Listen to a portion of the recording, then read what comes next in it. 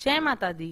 Class 6 की honeysuckle book और जो दूसरी बुक है supplementary reader a pact with the sun, ये दोनों बुक्स हम कंप्लीट कर चुके हैं। अगर कोई चैप्टर देखना है तो जरूर मैंने प्लेलिस्ट बनाई हुई है, उसमें जाकर देखिए। और आज हम क्लास 7 की एन एलियन हैंड का फर्स्ट चैप्टर करने जा रहे हैं, जिसका नाम है the tiny teacher. The tiny teacher, tiny मतलब बहुत छोटा और टीचर मतलब who teaches you anything, doesn't matter it is subject और एनीथिंग एल्स। ये मैटर नहीं करता कि क्या सिखा रहा है, अगर कोई हमें कुछ सिखा रहा है और हम किसी से कुछ सीख रहे हैं तो वो होता है टीचर।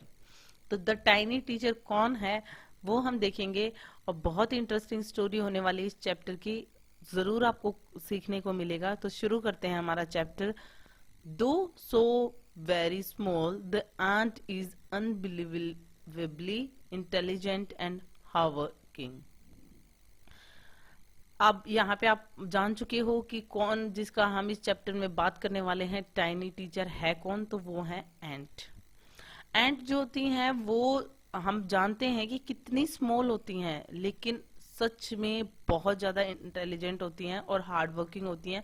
हार्ड वर्किंग के बारे में तो हमने बहुत बार सुना है कि कितनी हार्ड वर्किंग होती हैं वो, कितना वेट उठाती हैं, अपनी बॉडी से भी ज्यादा वेट उठा सकती हैं, कितना वो ग्रुप में काम करती हैं।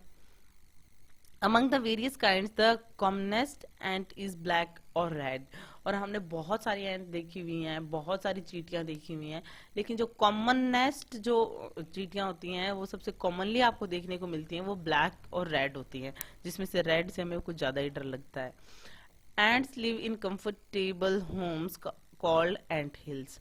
और एक नया वर्ड में भी आपको सीखने को मिला होगा, और अगर आप पहले से जानते थे तो बहुत ही अच्छी बात है, कि जो एंट्स का जो घर होता है उसको बोलते हैं ant hill.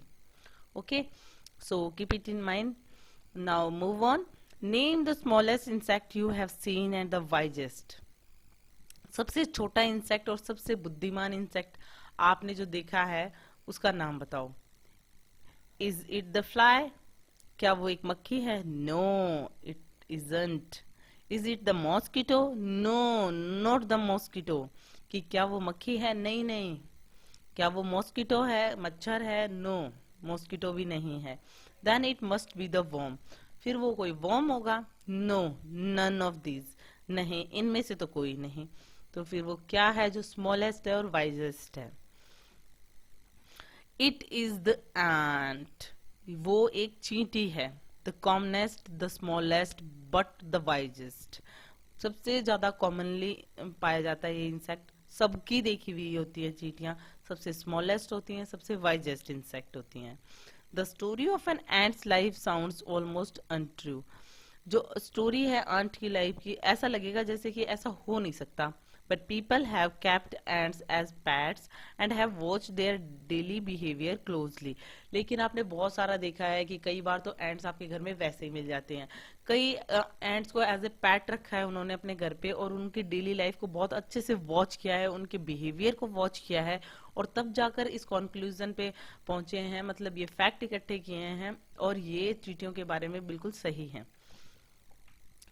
So we know a number of facts about this tiny, hardworking and intelligent creature। और मतलब उनके डेली बिहेवियर को इतना क्लोजली उन लोगों ने देखा है, उन पीपल ने देखा है जो उनको एज ए पेट रखते हैं। तो ये जो हम नंबर ऑफ फैक्ट्स पढ़ेंगे इस चैप्टर में, इस छोटे से हार्ड वर्किंग और इंटेलिजेंट क्रिएचर के बारे में। ऑफ कोर्स आप कुछ चीजें ऐसी भी जानोगे इस चैप्टर में जो आपने पहले कभी नहीं सुनी होगी। An ant uses its feelers or antenna to talk to other ants by passing messages through them। अब आपने देखा है कि एंट्स के, जैसे पिक्चर में भी आप देख रहे हो, दो आगे से दो एंटीना होते हैं, ठीक है।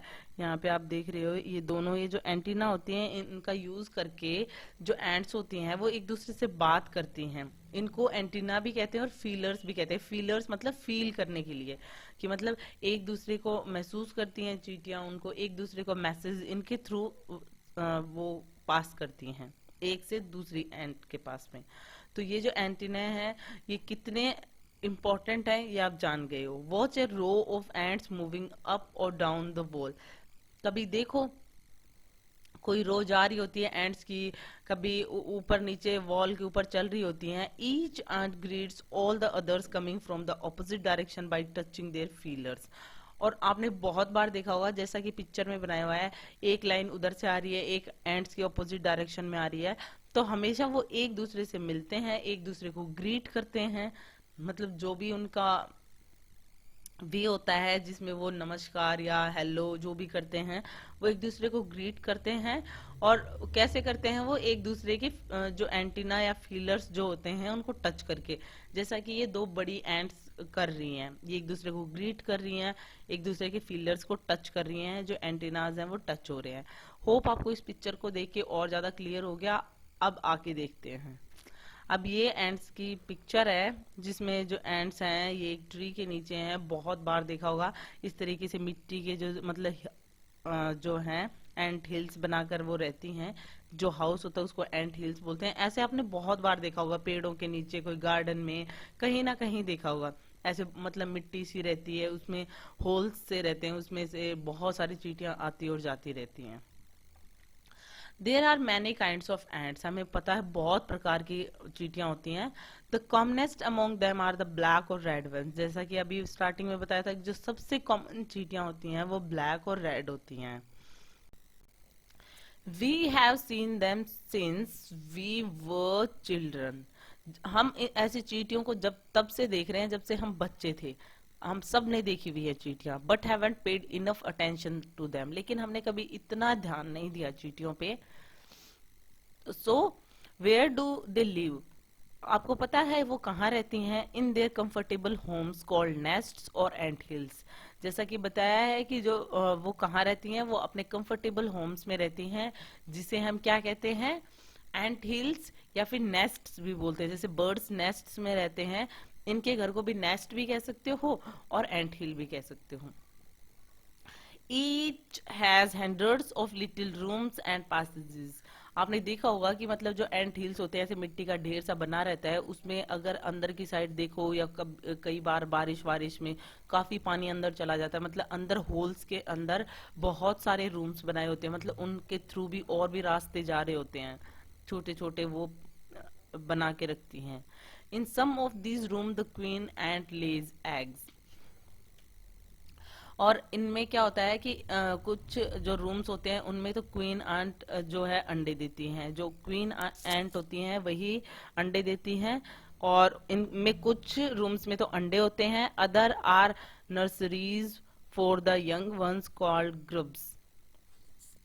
अब जो बाकी के जो रूम्स होते हैं, जैसे कईयों में तो अंडे रहते हैं, कई नर्सरीज होती हैं. नर्सरीज उनको पालने पोसने के लिए, मतलब अच्छे से रखने के लिए, जहाँ पे उनका ख्याल रखा जाता है, बच्चों का मतलब छोटी एंट्स का ख्याल रखा जाता है, तो वो सारी चीजें होती हैं.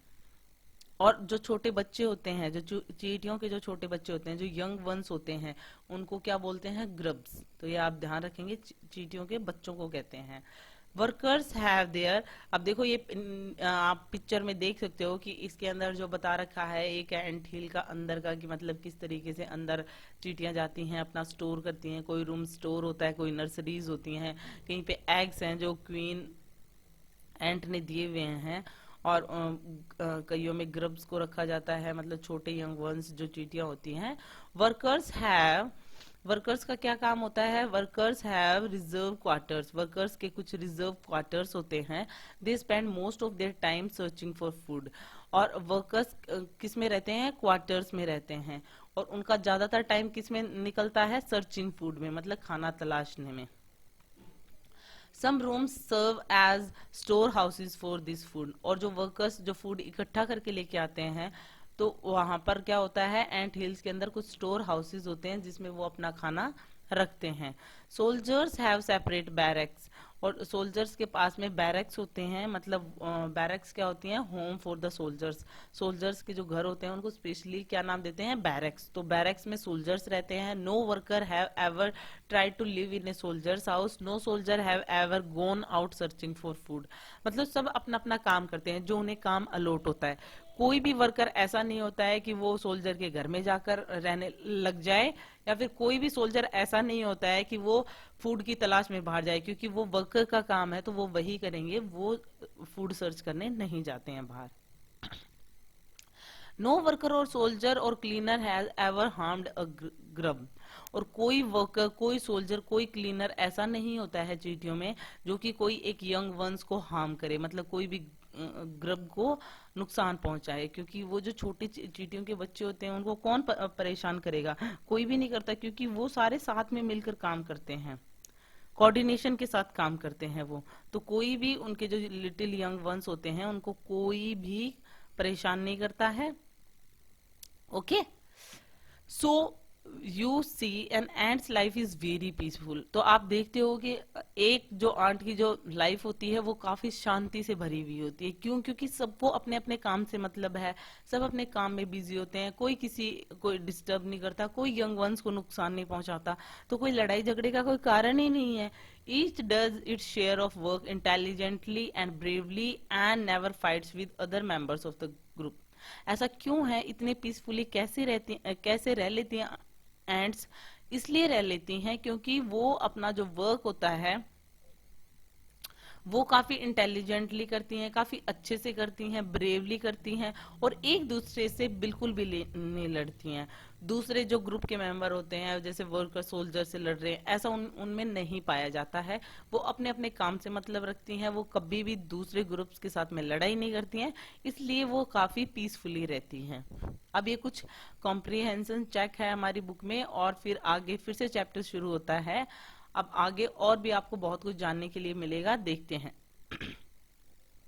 The queen is the mother of entire population of the colony. मतलब जितनी भी चींटियां होती हैं, जितनी भी चींटियों की कॉलोनी होती है, उन सब की मदर एक होती है, क्वीन, क्योंकि ये क्वीन जो एंट होती है वही अंडे देती है। It lives for about 15 years, और उसकी लाइफ कितनी होती है? 15 साल जिंदा रहती हैं। It has a pair of wings, उसके पास में 2 पंख भी होते हैं, but bytes them of after it's wedding flight.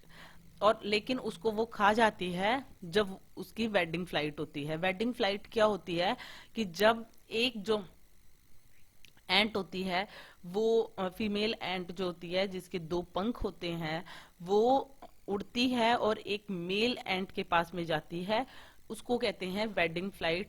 फिर वो वहां से वापस आने के बाद में वो अंडे देती है, और वहां से आने के बाद में वो अपने पंख को जो है वो बाइट कर लेती है, और वो फिर उड़ नहीं पाती है। फिर उसका काम जो होता है वो अंडे देना होता है।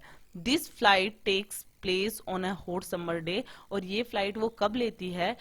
किसी बहुत ज्यादा गर्मी वाले दिन में, हॉट समर डे पे। The queen leaves the nest and goes out to meet a male ant और drone high up in the air.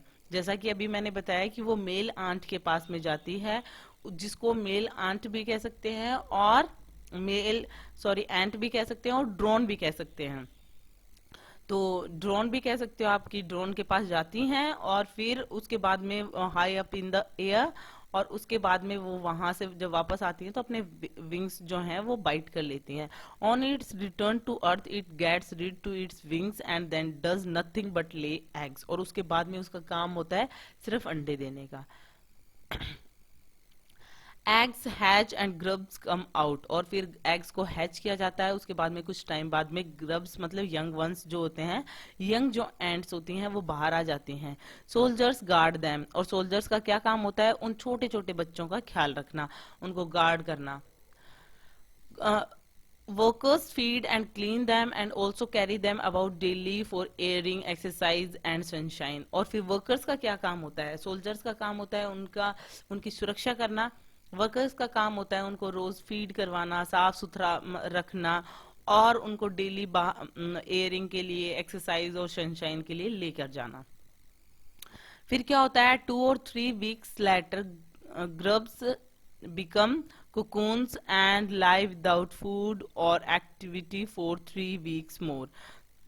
2-3 week ऐसा चलता है, मतलब वर्कर्स जो होते हैं उनका ख्याल रखते हैं, उनको फीडअप करते हैं और एक्सरसाइज और सनशाइन में लेकर जाते हैं।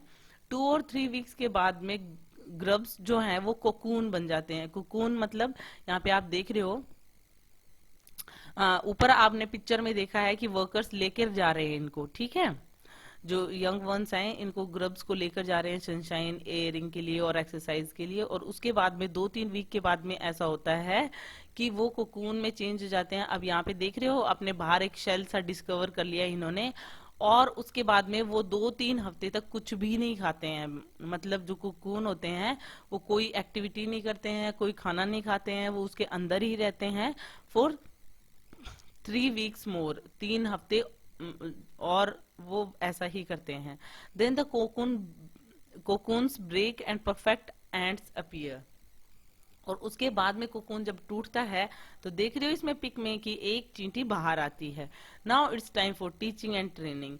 अब जब बाहर एकदम परफेक्ट एंट जब बनकर बाहर आती है तो उसकी टीचिंग और ट्रेनिंग का काम शुरू हो जाता है। New ants learn their duties from old ants as workers, soldiers, builders, cleaners etcetera.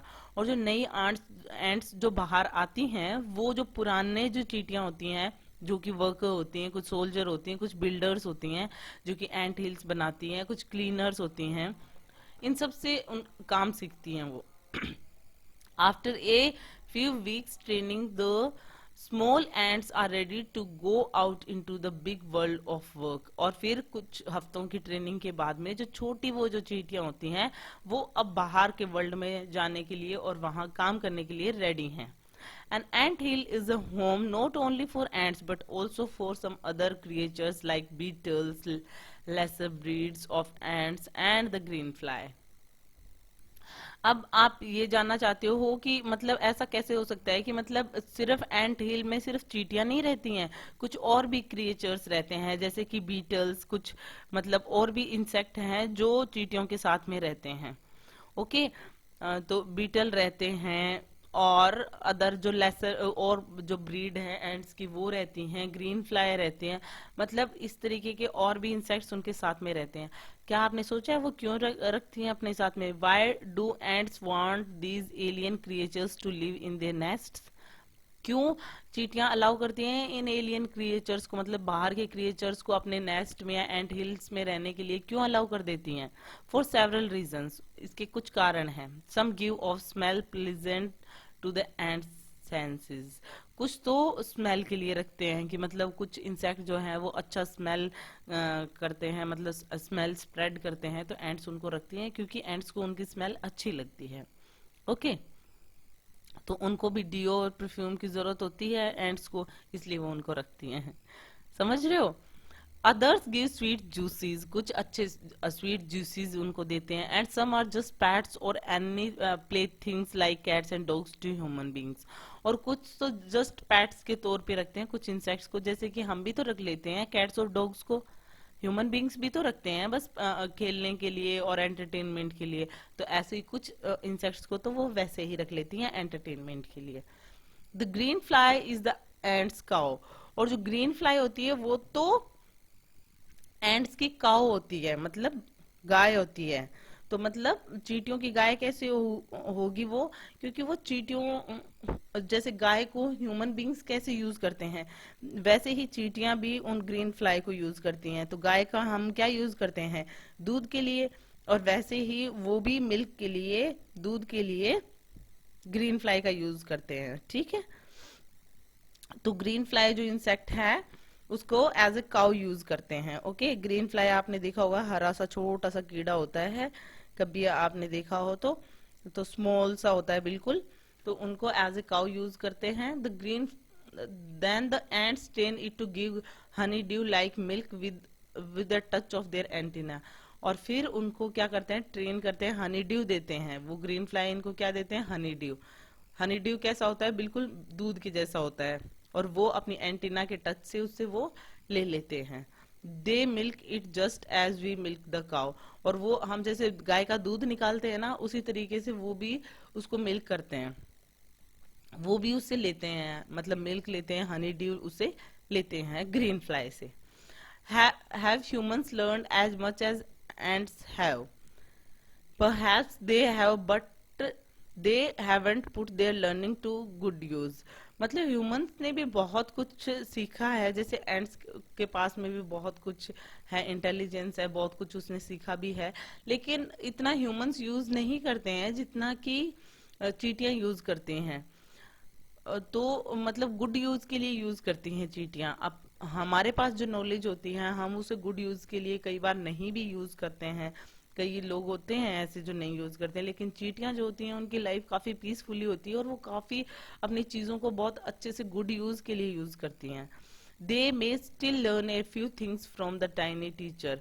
और ह्यूमंस को चाहिए कि वो इन टाइनी टीचर्स से और भी बहुत कुछ सीखें, जैसे कि hard work, sense of duty and discipline.